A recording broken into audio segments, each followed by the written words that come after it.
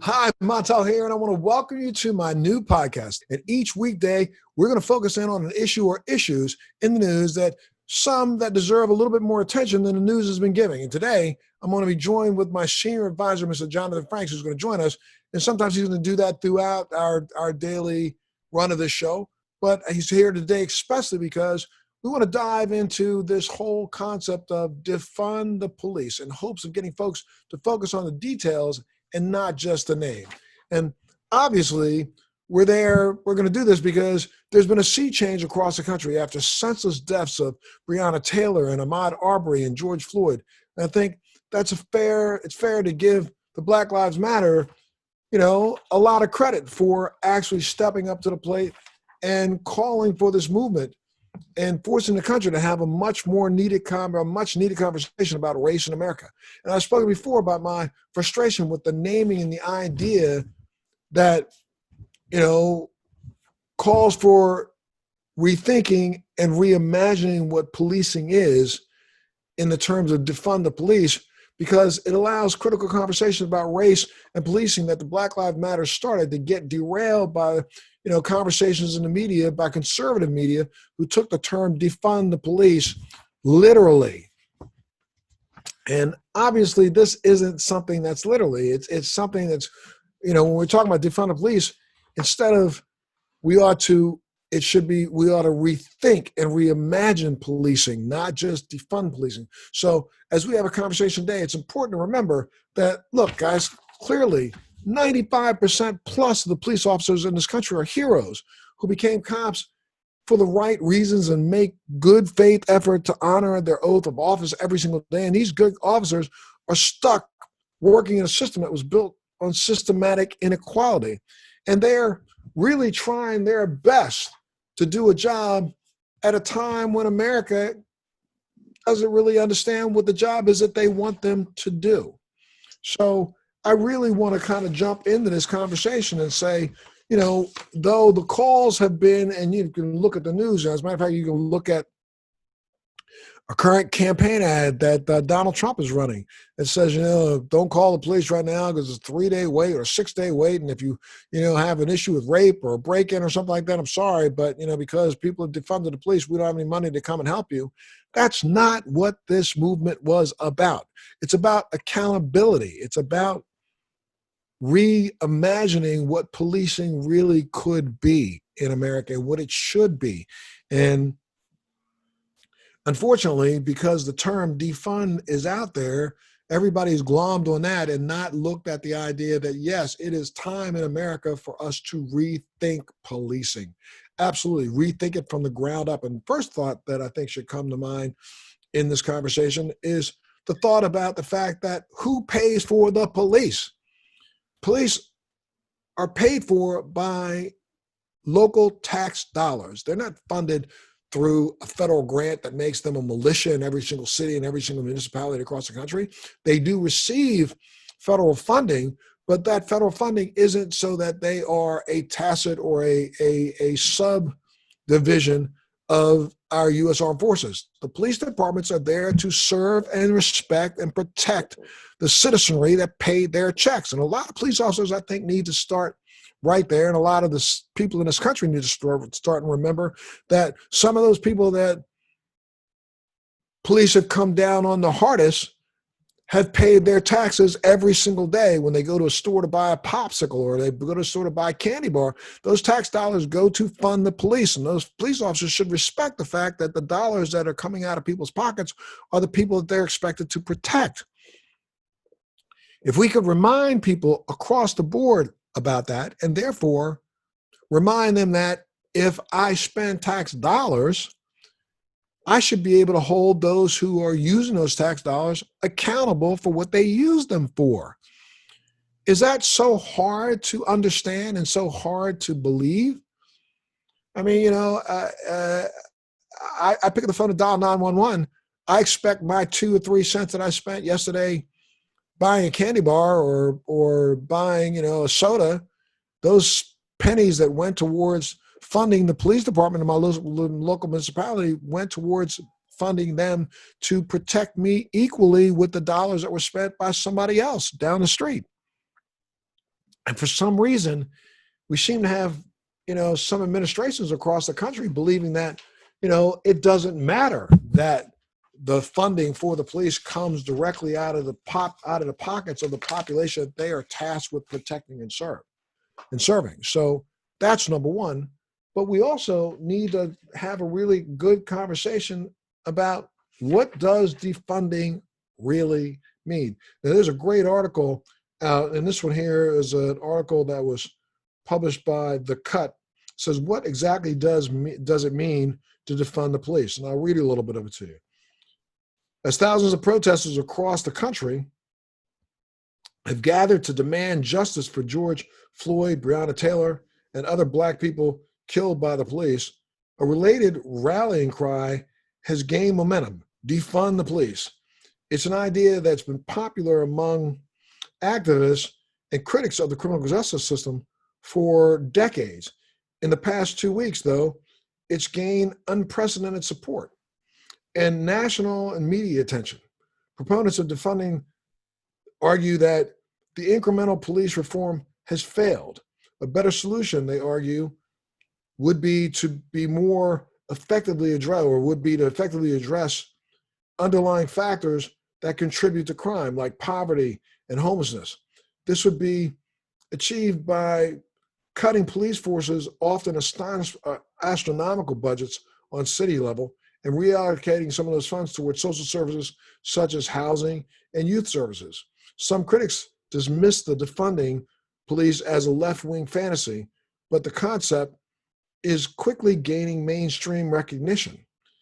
And, why is it gaining mainstream recognition? Because it's not a matter of cutting the funding and taking it out of the pockets of the police and just throwing it back into some arbitrary budget spend, but it's also about coming up with programs that actually work to satisfy some of the needs of those who have been so disenfranchised.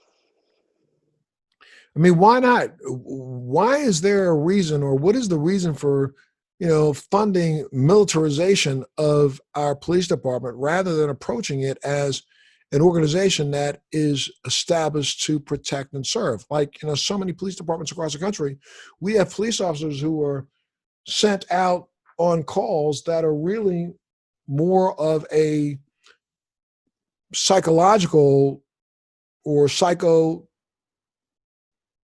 issue that's happened in the community. You have a police call to a street corner where there's a person who's walking back and forth and screaming out loud and yelling and screaming and yelling and screaming. And we understand that this person may be in the midst of some sort of a psychological crisis.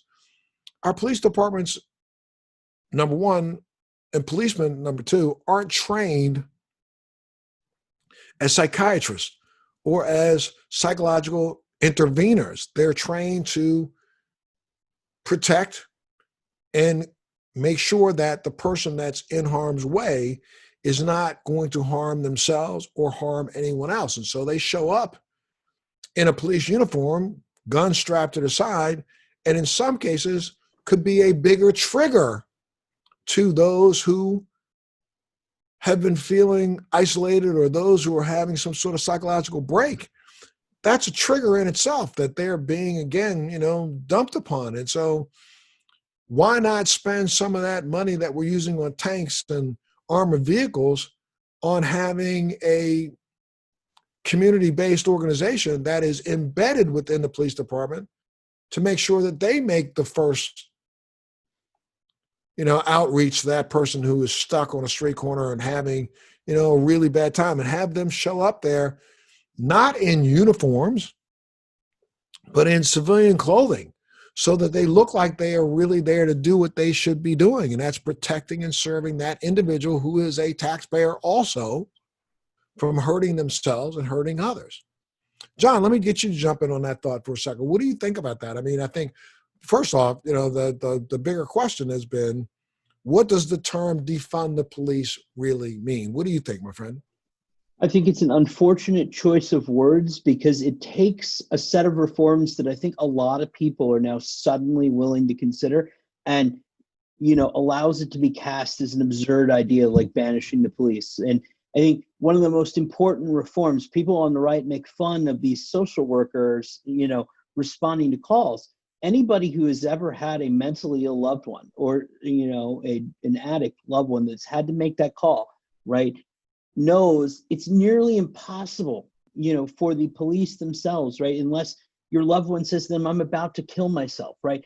There's literally impossible for the police to do much. And then we get into criminal justice issue, making, psychological issues, criminal justice issues. So the idea of the social workers is they come with the police make sure the social workers are okay, right? The social workers figure out what to do, and, the police help carry it through. And it is a much better position for the police to be in because they're no longer in a framework as a mental health counselor they never signed up for. Absolutely. Now, there are some things that, a lot of people are calling for when it comes to this term disbanding or defunding the police. A lot of communities are talking about abolishing things like unqualified or qualified immunity. And this would lower the bar to citizens holding police officers accountable in civil court. The idea is a double-edged sword because it will likely increase the number of lawsuits filed currently to hold a cop liable for off-duty conduct. One must make a showing that the officer violated clearly established constitutional and statutory rights. But just the fact that we put a badge on someone and give them a gun does not mean that they cannot be held and should not mean that they cannot be held responsible for their actions.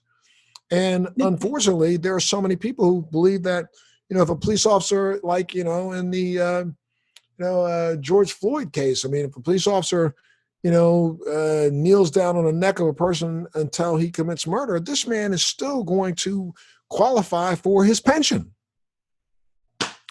Excuse me? What? Even the president of the United States has said unequivocally that this was vile what this police officer has done. And, I find that strange coming out of his mouth, but he has commented on it directly saying that, this is one of the reasons why he's in some of the trouble that he's in right now is because of one stupid police officer. And that's not the reason why he's in trouble now. We know that for a fact, but he acknowledges the fact that this police officer was dead wrong. This is a person who should not have done what he did. And the 4 other officers that were with him should have stepped in and intervened.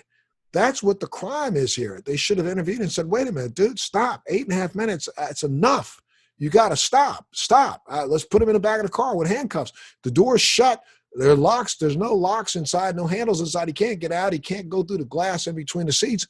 So we're protected. What is the problem?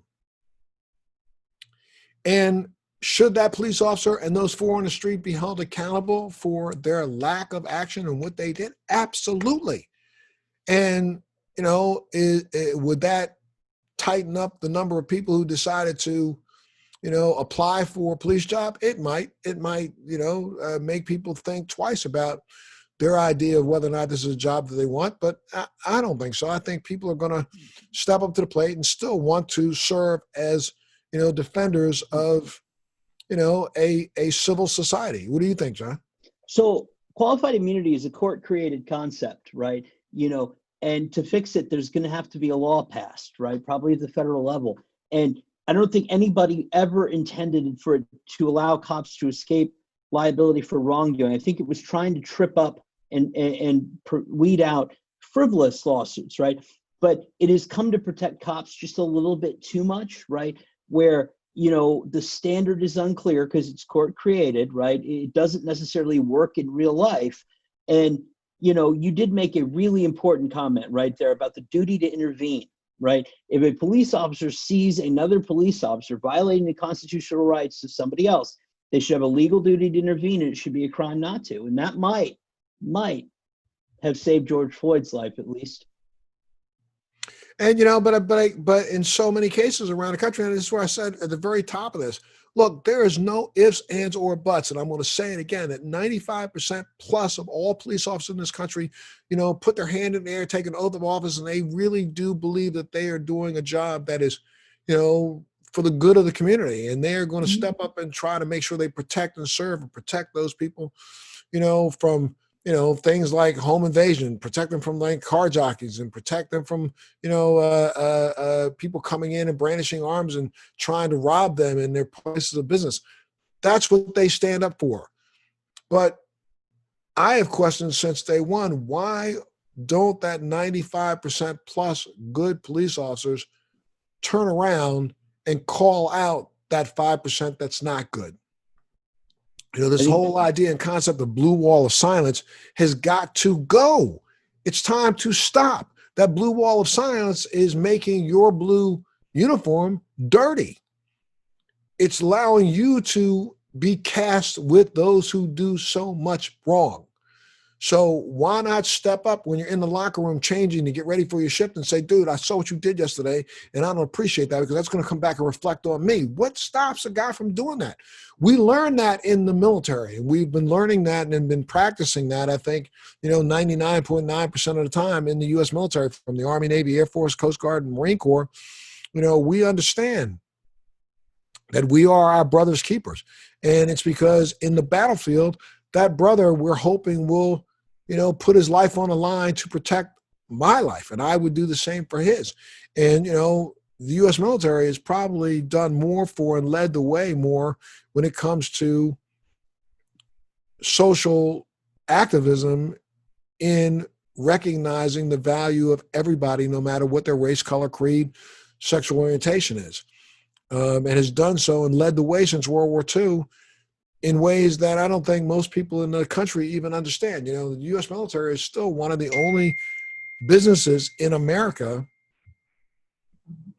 where you are judged on your support for equal opportunity in a way that will impact your ability to be promoted. There's a block that your supervisors have to check and give you a grade for your support of equal opportunity. Tomorrow, if the chairman of Joint Chiefs of Staff passes an edict that the Confederate flag must come down on all bases and in all locations, well, then there's going to be somebody that's going to walk through a barracks and look at every single locker, look at every single desk, look at every single shoe, shirt, hat that someone in the military has and says that's got to go. And the entire military will comply. Boom. There may be a few holdovers that keep something in their locker, that no one will know is there unless they open the locker and make it visible to someone else. But that's going to go. The idea that the military steps up together and says, I am going to do this for the benefit of my fellow brethren soldier, that's something that we've led the way with. And there's zero reason why those that wear uniforms in the civilian world can't do the same. It's for us to police each other. That's what keeps us safe in times of battle. And for police officers to say, well, I'll let that go. I'll let that go. I'll let that go. That's the reason why some of this craziness continues to perpetuate. Another idea is that we've got to start to rethink this entire concept of bail. Bail was set so the defendants in pretrial confinement were constitutionally entitled to reasonable bail. Bail is about securing the defendant's appearance in court. It's not about a tool to lock poor people up, but nonetheless, there are non-dangerous folks, generally people of color, who are sitting in Rikers Island and in LA County Jail right now because they can't make bail. And let's also discuss the fact that bail is a business. It is a business. There are people making lots of money as bail bondsmen, and they are going to fight this tooth and nail to say, oh, no, we need to have bail. Why? I think the bottom line is, you'd accomplish the exact same thing by releasing a person on their own recognizance and saying, if you don't show up on Monday or Tuesday morning for your trial hearing, you are going to sit in this cell for the next 6-7 months. The majority of people are not going to a person who sets bail and borrows money from a family member will walk out on that family member just as easily as they'll walk out on the court. So it's not like, you've done something amazing by saying, give me $5,000 out of, $50,000, because you have to put up 5%, or I don't know what the standard amount is. You know what the standard amount is, John, around the country? 10%. It's usually fixed by law. It's 10%. 10%. So you got $50,000 bail set. So the person has to come up with $5,000. So what do? They borrowed from an uncle, aunt, parent, loved one, or friend. And then if they were going to skip out on going to court to be sentenced for a crime they committed, they're going to skip out on that $5,000. Believe me, that $5,000. And where does that $5,000 go? Into the pockets of a bail bondsman who don't care. They're ready to collect another $5,000 from the next person. So the truth of the matter is, it's time now as a society that we rethink this entire idea of bail. I mean, why are we continuing to implement a system that really does nothing but penalize a person, hurt them financially, make it more difficult for them, even if they were to win their case? And in a lot of cases, you look at what's going on right now in California, a state that has, legalized now for years adult use cannabis. And we look in the last 2 years, there have been more African Americans jailed for cannabis in the state of California than before, or as many as were being jailed before the law changed and allowed for adult use. And all of those who are arrested are probably allowed bail. And out of that, the large percentage of them can't make bail. And if they do, they make bail, but then have to pay restitution to whoever lent them that money. So they're behind, even if they're innocent, they're behind and behind and behind and behind, and can't dig themselves out of this hole that's just been set up by a system that really was meant to help pay the bills for some of these private prisons that we have across this country, which is another thing that we have to start thinking about. Since when did prison become, a monetarily successful business opportunity in America? Since we decided to make sure, and when we take a look back, especially at incarceration when it comes to cannabis or marijuana violations, over 80% of those that have been arrested and put in jail for cannabis have been people of color. So we have just been utilizing a system to continue slavery that we weren't allowed to use the chains and the whips for. Now we're using cells for, and continuing to pay slave owners who own these buildings a wage that is, making people money. Since when? And, again, look at it across the world. When you look across the world, we incarcerate more people per capita than any other country in the world. And the majority of those people that are incarcerated make up less than 17% of the total population. Or I'm sorry, now 13% of the total population of Americans. And it's really absolutely ridiculous. And another thing that we've just talked about, embedding social workers, I want to come back to that, John. There have been several programs across the country that are now showing its efficaciousness by using systems like this. And what do you think about that? Yes. Well, I come to a personal experience as somebody who's been sober 12 years and, has done a lot of interventions. I've sat in a lot of living rooms with a lot of parents who had to call the police, call 911. I can think of one kid that was sitting on his 4th-story roof threatening to jump off, right? And, you can't shoot your way out of that situation. You can't use an armored personnel carrier to fix it, right? Somebody's got to de-escalate the situation and convince the kid to get off the roof. And I think, psychiatric emergency teams work. They're just not in place in a lot of places, right? And no, it doesn't involve having mental health, workers in danger. That's what the police are for. The mental health workers are to help de-escalate the situation so the police don't have to. Absolutely. I mean, that to me seems like one of the simplest things that we can do, along with another one, which is stop overcharging cases. We have an epidemic of elected DAs across the country filing inflated charges against defendants, which is fueling our mass incarceration epidemic. It's like, let's pile it on. Let's get that other darkie off the street. I mean, and I hate to say it that way, but I mean, that seems to be the attitude of some of these people. If you can get somebody off the street, put them in a prison, for your homeboy who owns that prison down the street, you're going to get a kickback down the road, some way, shape, or form, or your sister or your aunt or your uncle who's also employed there is getting a kickback, in some way, shape, or form. We need to stop this madness. Absolutely. And like I'll never forget sitting in an LA County Superior Court, right? The prosecutor at the time was also the mayor of Compton, California, right? He told me, we're friendly. He told me, watch the outcomes in these cases today, right? And you watch the people of color, the people who, and also poor white people too, but people who generally can't afford the lawyers, right? They walk in, they plead guilty to whatever the prosecutors charged them with or whatever first offer the prosecutor gives, and they're done, right? Whereas you see the rich people, right, whether they're black, white, or polka dot, come into court and with $500 an hour lawyers to fight and battle with the DA to get a better charge, right? And all of a sudden you see drunk driving charges for rich people reduced to things like speeding tickets, right? Where the people of color are let off in handcuffs to go serve a sentence. And it's not necessarily, anything other than they know no better. They don't know that they could fight. And they don't see it as a viable option, so they just take whatever they're, and it creates this cycle where people are going to prison for things that they don't need to be going to prison for. And then they have a record, so therefore they can't get a job when they get out of prison. It's just a cycle that just continues and continues and continues and continues. And it's time that we stop. Mm-hmm. I mean, there's so many people that are sitting right now in prison for some of the smallest charges that there are, and were originally arrested for some very, very small charge.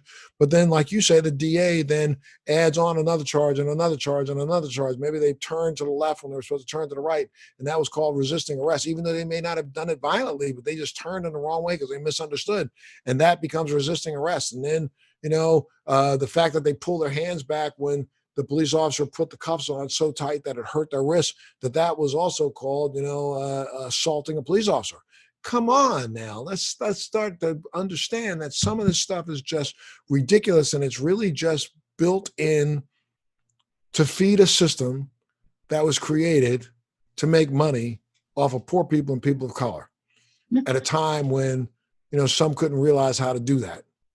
There's another thing, though, I think that a lot of people want to talk about is, how do we actually change the promotion criteria for some police officers? And that is, a police officer that responds appropriately to calls and under a framework in the police department, why are we not promoting and giving those guys, extra little kudos and extra benefits because they decided to buck the system and maybe do something right? There's police officers or police systems all over the country. In New York, there's a system where, a group of police have now gotten together to actually go out, and it's not a big brother program, but actually created a program where, the police are interacting with youth now and interacting with them in a positive way, so that they are actually going out and playing football with them, actually doing tutoring after school, actually interacting with them in a way that takes some of the negative out of the mouths of the youth themselves and teaches them that,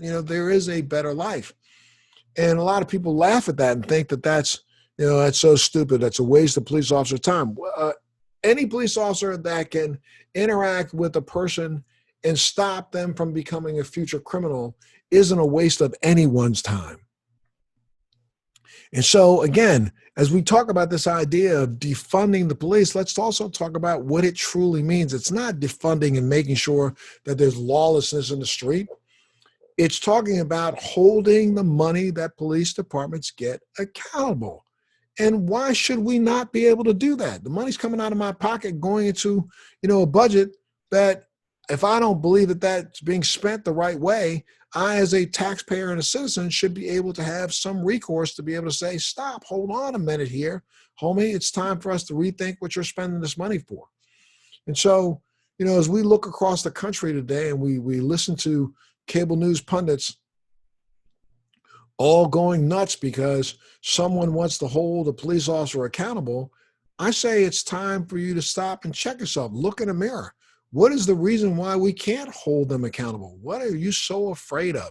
Why do you want to make sure that any person of color that you see, the same way that you've done doing for the last now 100 years, trying to switch to this other side of the street, trying to make sure that, you look at them just like the woman who was in Central Park who was walking her dog in an area that, the laws prohibited dogs from being off of a leash.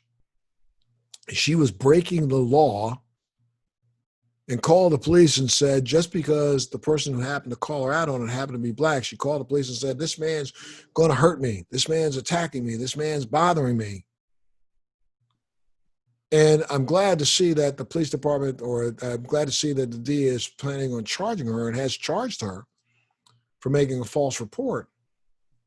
But it saddens me that that was the first thing that came to her mind. And why did that come to mind? Because she recognized that if she just made that false accusation, she would get some darky out of her face.